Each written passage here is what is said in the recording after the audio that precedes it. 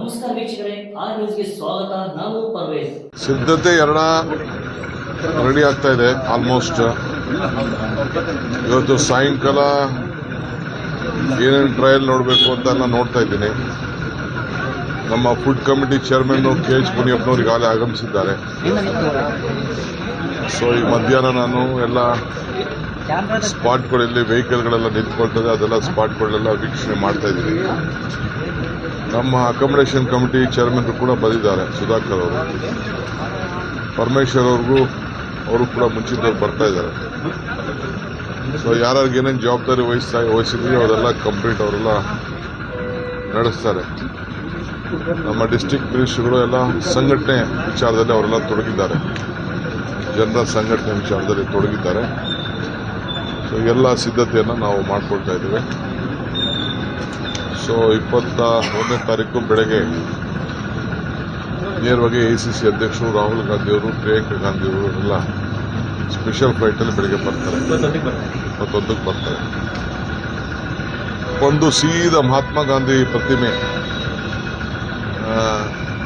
ಅನಾವರಣ ಮಾಡ್ತಾರೆ. ಅದಾದಮೇಲೆ ಊಟ ಲಂಚ್ ಇರ್ತದೆ. ಅದಾದಮೇಲೆ ಕಾರ್ಯಕ್ರಮಕ್ಕೆ ಬರ್ತಾರೆ. ಎಂಟೈರ್ ಇದಕ್ಕೇನೆ ಅವರು ರಿಸೆಪ್ಷನ್ ಕಮಿಟಿ ಚೇರ್ಮನ್ ಇದ್ದಾರೆ. ನಾನು ಹೆಂಗೆ ಎಣ್ಸಕ್ಕಾಗ್ತದೆ? ನೋಡೋಣ, ಜನ ಇದೇನು ಯಾರು ಬೇಕಾದ್ರೂ ಬರ್ಬೋದು. ಏನು ಯಾಕೆಂದ್ರೆ ಇದು ಗಾಂಧೀಜಿಯವರ ವಿಚಾರ. ಬಾಪು ಜೈ ಭೀಮ್, ಜೈ ಸಂವಿಧಾನ. ಅಂಬೇಡ್ಕರ್ ಅವರು ಎಲ್ಲರಿಗೂ ಸೇರ್ಕೊಳ್ತಾರೆ. ಸೊ ಸಂವಿಧಾನ ಕೂಡ ಎಲ್ಲರಿಗೂ ಸೇರ್ಕೊಳ್ತದೆ. ಬಿಜೆಪಿ ಅಂತ ಇದನ್ನ ಗುರುತಿಸ್ಕೊಂಡು ಸದಸ್ಯತ್ವ ತೆಗೆದುಕೊಂಡಿರೋರು ಬಿಟ್ಟು ಬೇರೆ ಯಾರು ಬೇಕಾದ್ರೂ ಈ ದೇಶ ಉಳಿಸ್ಲಿಕ್ಕೆ ಬರ್ಬೋದು, ಸಂವಿಧಾನ ಉಳಿಸ್ಲಿಕ್ಕೆ ಬರ್ಬೋದು, ಗಾಂಧಿ ಆಚಾರ ವಿಚಾರವನ್ನ ಪ್ರಚಾರ ಮಾಡಲಿಕ್ಕೆ ಬರ್ಬೋದು, ಎಲ್ಲರೂ ಬರ್ಬೋದು. ಬೆಳಗಾವಿ MP ಅವರು ಜಗದೀಶ್ ಶೆಟ್ಟರ್ ಅವರು ಈಗ ಜಸ್ಟ್ ಒಂದು ಆರೋಪ ಮಾಡ್ತಾ ಇದ್ದಾರೆ. ಕಾಂಗ್ರೆಸ್ನವರು ಏನಂತಂದ್ರೆ ಸರ್ಕಾರಿ ಹಣದಲ್ಲಿ ಜಾತ್ರೆ ಮಾಡ್ತಾ ಇದ್ದಾರೆ ಇಲ್ಲಿ ಬೆಳಗಾಮಲ್ಲಿ.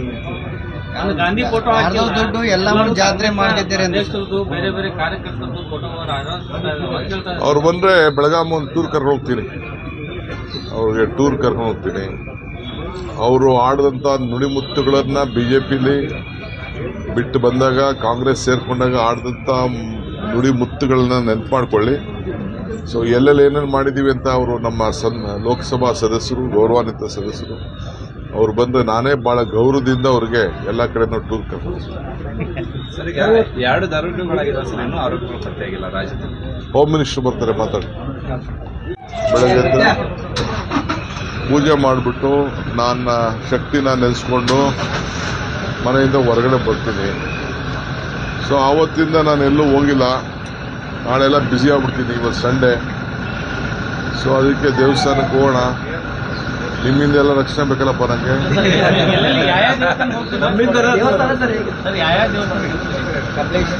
ಸದ್ಯಕ್ಕೆ ಈಗ ಈಶ್ವರನ ಭೇಟಿ ಮಾಡ್ಕೊಂಡು ಬರ್ತೀನಿ, ಆಮೇಲೆ ನಿಮ್ಗೆ ಭೇಟಿ ಮಾಡ್ತೀನಿ.